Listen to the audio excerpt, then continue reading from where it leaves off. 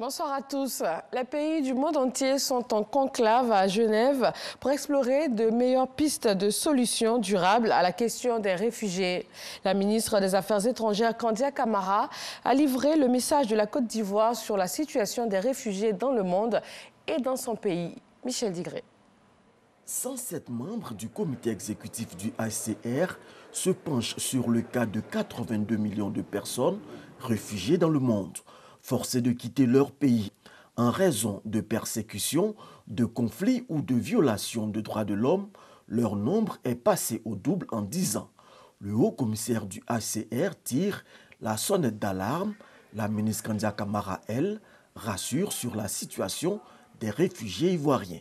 Plus de 90% des réfugiés ivoiriens ont regagné la Côte d'Ivoire, soit plus de 274 000 personnes sur un total de plus de 300 000 grâce à la collaboration et au soutien du HCR.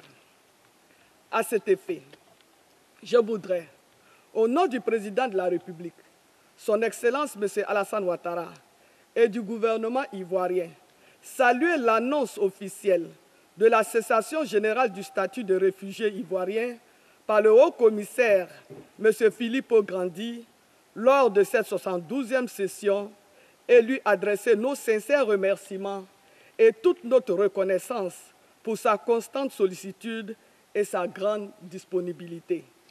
Pour améliorer la prise en charge des réfugiés, Kandia Camara fait des propositions. La Côte d'Ivoire voudrait inviter la communauté internationale au renforcement de la coopération et de la solidarité avec les pays et communautés d'accueil pour un partage équitable des charges et des responsabilités liées à la gestion des réfugiés.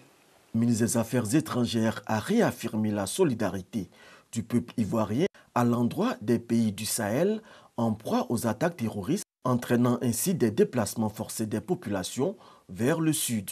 À ce jour, plus de 5000 ressortissants burkinabés ont trouvé refuge au nord-est de la Côte d'Ivoire.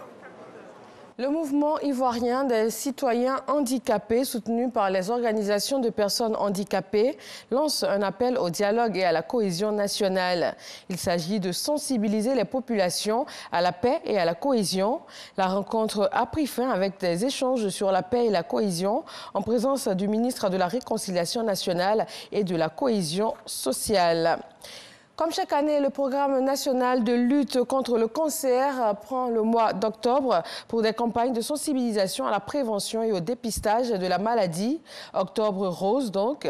Le programme a démarré ce lundi. Le directeur du programme a lancé officiellement les activités d'Octobre rose qui se déclinent en 2 phases, la sensibilisation et le dépistage précoce. Avant de lancer la campagne, le bilan de l'année 2010 à aujourd'hui a été fait et selon les premiers responsables, une nette amélioration dans les chiffres. En 2000, 80% des malades mouraient. Aujourd'hui, le pays a atteint 35% de taux de guérison. Le thème cette année, guérir le cancer par le dépistage. La Fédération pour la paix universelle a réuni chefs de communautés, corps préfectorales et organisations non gouvernementales pour plancher sur les enjeux de la paix, interdépendance et développement local.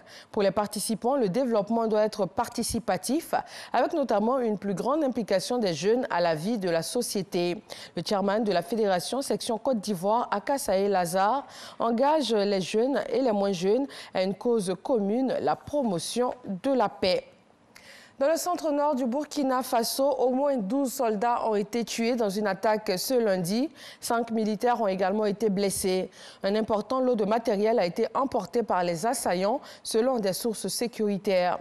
Les opérations de ratissage sont en cours et les blessés ont été évacués.